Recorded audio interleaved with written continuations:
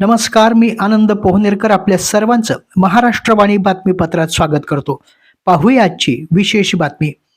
परभणी शहरातील राजकारणात मोठी उलथापालथ झाली असून शिवसेना आणि भारतीय जनता पार्टी यांच्यातील युतीत बिघाडी झाल्यामुळे आगामी महानगरपालिका निवडणुकीच्या पार्श्वभूमीवर जागा वाटप आणि उमेदवारीवरून दोन्ही पक्षामध्ये मतभेद वाढले आहेत. परिणामी दोन्ही पक्षांनी वेगवेगळ्या वाटेने जात आपल्या समर्थकांना उमेदवारी दिली.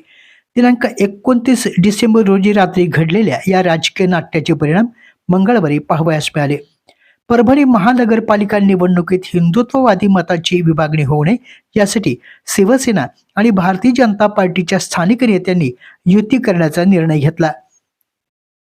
त्या अनुषंगानं 2 दिवसापासून बैठकीचं सत्र सुरू होतं. जागा वाटपासंदर्भात काय घडामोडी होत आहेत याबाबतही वरिष्ठ पातळीवरील येणाऱ्या सूचनांचं पालन करण्यात येत होतं. त्या अनुषंगानं हिंदू बहुल प्रभागात शिवसेनेने 13 आणि भारतीय जनता पार्टीने 20 जागा लढवण्याचं सूत्र ठरलं. त्यानंतरही महसूल मंत्री चंद्रशेखर बावनकुळे यांनी राज्याचे उपमुख्यमंत्री एकनाथ शिंदे आणि उद्योग मंत्री उदय सामंत यांच्याशी चर्चा केली. या चर्चेच्या अनुषंगानं पुन्हा भाजपानं 21 जागांची मागणी करत सेनेला 12 जागा देण्याचं मान्य केलं. त्यामुळे युती झाल्याचे जाहीरही करण्यात आलं. परिणामी कोणत्या प्रभागात कसे उमेदवार द्यायचे याबाबत चर्चा झाल्या.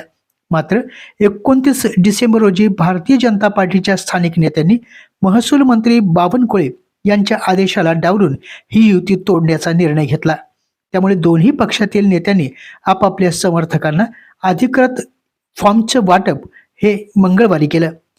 भारतीय जनता पार्टी आणि शिवसेनेची ही युती नेमकी तुटली कशी या संदर्भात शिवसेनेचे जिल्हा प्रमुख आनंद भरोसे यांनी पत्रकार परिषदेमध्ये आपली भूमिका मांडली.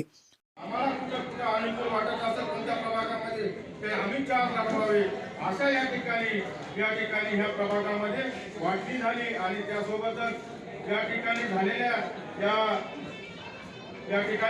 झालेल्या सर्व जागा वाटपाच्या अनुषंगानं हे सर्व फायनल झालं. आणि फायनल झाले असताना काल रात्री म्हणजे दुपारपासूनच मला या ठिकाणी परभणीच्या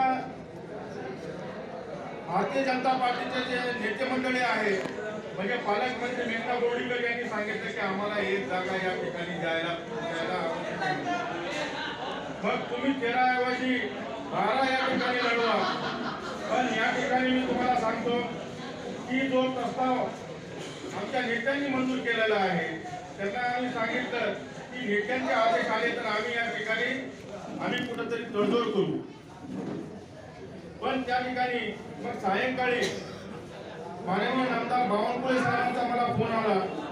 बावनकुळे साहेबांचा फोन आला असता त्या ठिकाणी त्यांनी मला एक विनंती केली की या ठिकाणी आमचा या ठिकाणी 12चा तुम्ही 13 जागेवरून तुम्ही 12 जागा घ्या आणि आम्हाला 21 जागा द्या आणि तुम्ही 12 जागा घ्या.